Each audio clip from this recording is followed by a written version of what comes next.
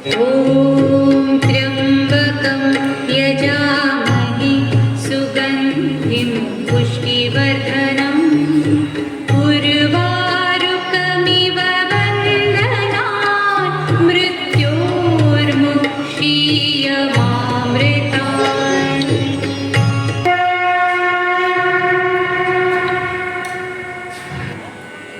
প্রথম পূজা রবীন্দ্রনাথ।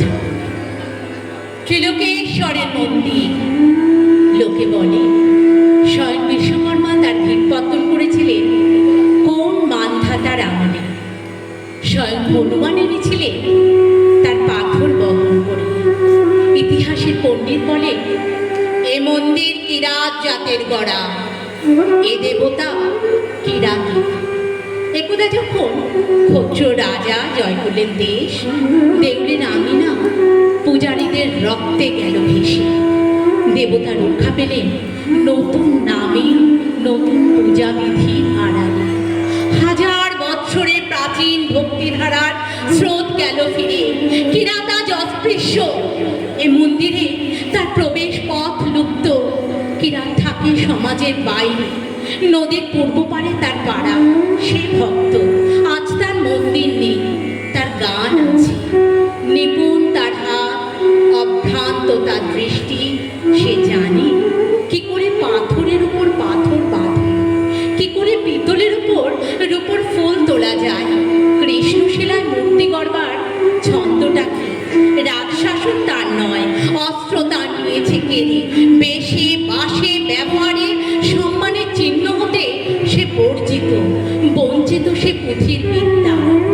ত্রিলোকেশ্বর মন্দিরের স্বর্ণচূড়া পশ্চিম দিগন্তে যায় দেখা।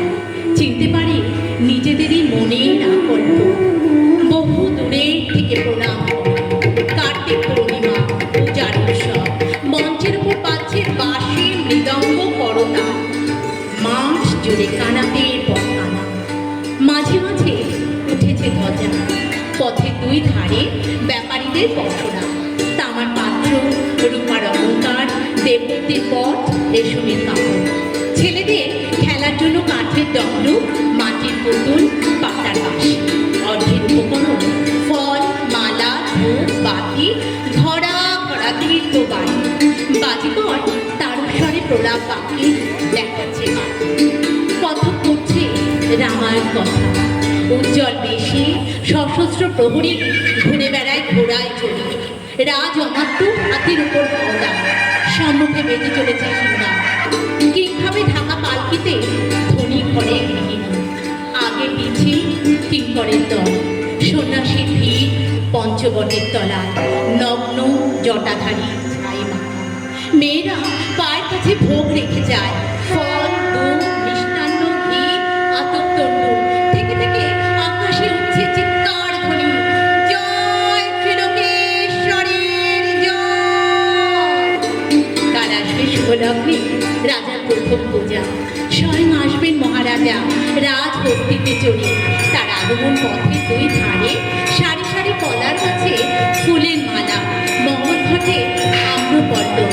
আর ক্ষণে ক্ষণে পথের গোলায় সেচন করছে গন্ধবান।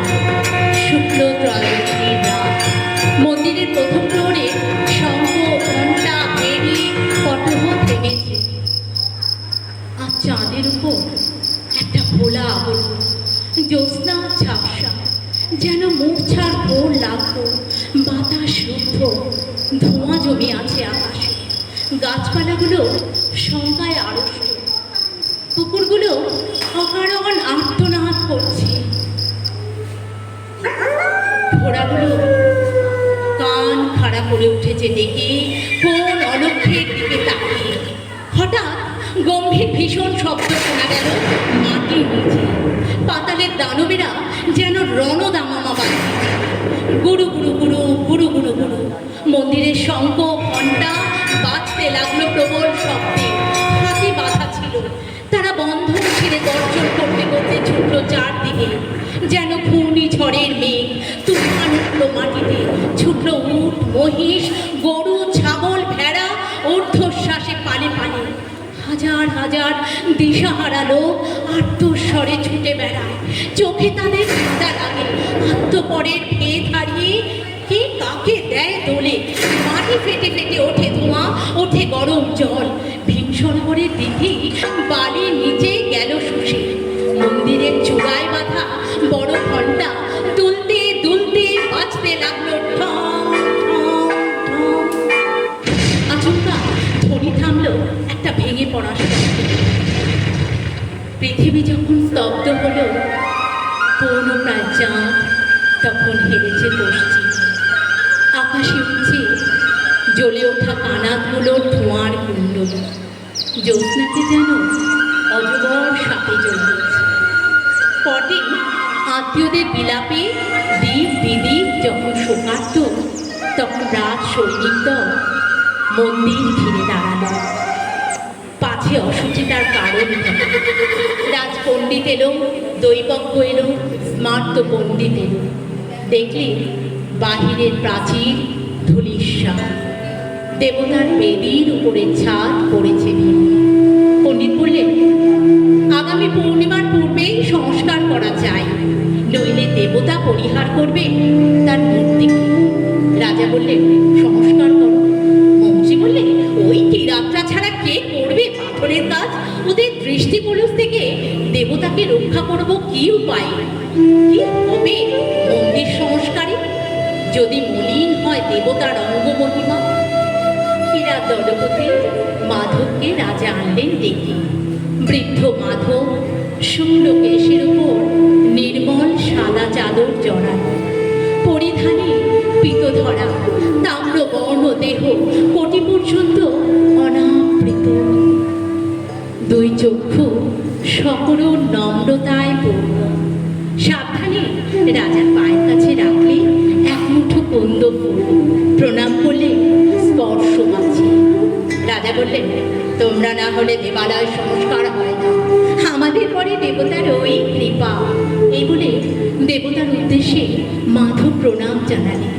নৃপতি নৃসিংহ রায় বললেন, চোখ বেঁধে কাজ করা যায়, দেবমূর্তির ওপর বৃষ্টি না পড়ে পারবে?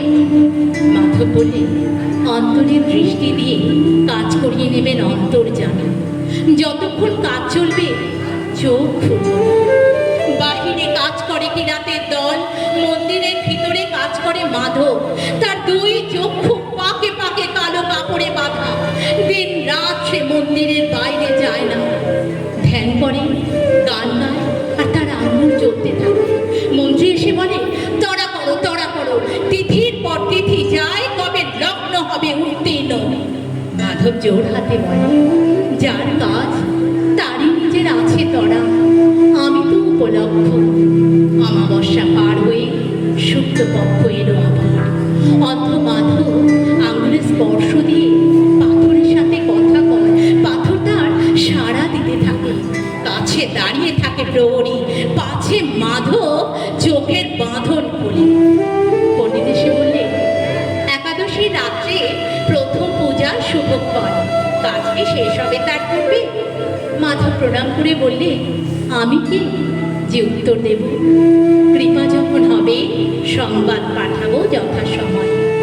তার আগে এলে ব্যাঘাত হবে, বিলম্ব ঘটবে। ষষ্ঠী গেল, সপ্তমী পেরোল, পাণ্ডুর আকাশে একাদশীর চাঁদ। সূর্য অস্ত গেল। মাধব দীর্ঘশ্বাস ফেলে বললেন,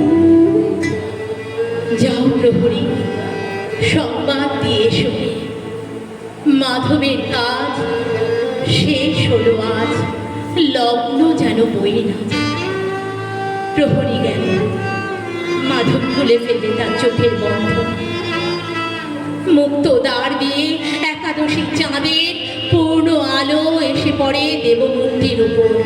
মাধব হাঁটু গেড়ে বসল, দুই হাত জোর করে এক দৃষ্টে চেয়ে রইল দেবতার মুখে। দু চোখে বইল জলের ধারা। আজ হাজার বছরের ক্ষুদিত দেখা দেবতার সঙ্গে ভক্তের।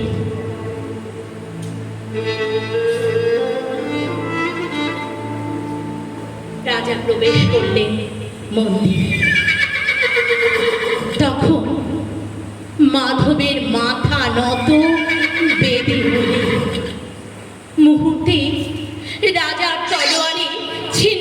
সেই মাথা।